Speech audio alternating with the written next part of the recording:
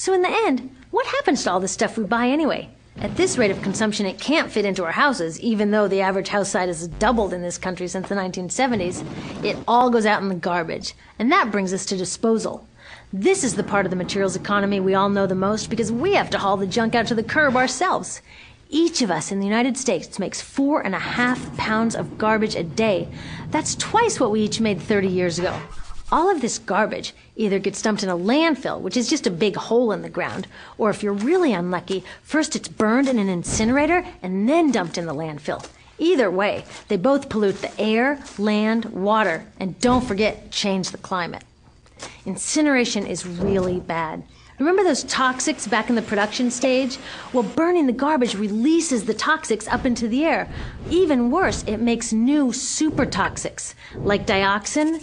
Dioxin is the most toxic man-made substance known to science, and incinerators are the #1 source of dioxin.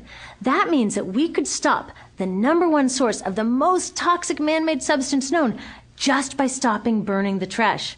We could stop it today. Now, some companies don't want to deal with building landfills and incinerators here, so they just export the disposal too. What about recycling? Does recycling help? Yes, recycling helps. Recycling reduces the garbage at this end, and it reduces the pressure to mine and harvest new stuff at this end. Yes, yes, yes, we should all recycle, but recycling is not enough. Recycling will never be enough for a couple reasons. First, the waste coming out of our houses is just the tip of the iceberg. For every 1 garbage can of waste you put out on the curb, 70 garbage cans of waste were made upstream just to make the junk in that 1 garbage can you put out on the curb. So even if we could recycle 100% of the waste coming out of our households, it doesn't get to the core of the problems.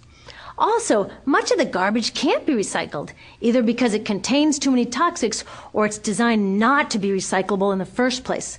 Like those juice packs, where they have layers of metal and paper and plastic all smushed together, you can never separate those for true recycling.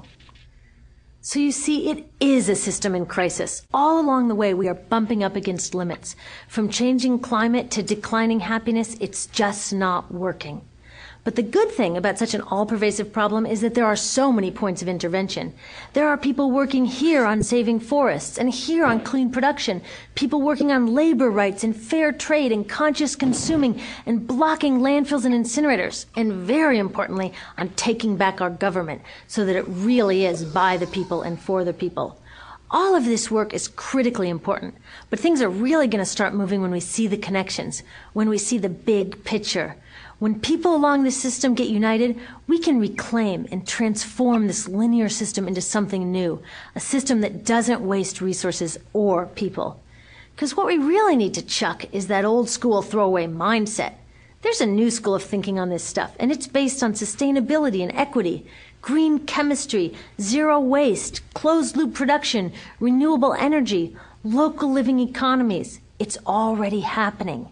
Now, some say it's unrealistic, idealistic that it can't happen, but I say the ones who are unrealistic are those that want to continue with the old path. That's dreaming. Remember, that old way didn't just happen. It's not like gravity that we've just got to live with. People created it, and we're people too. So let's create something new.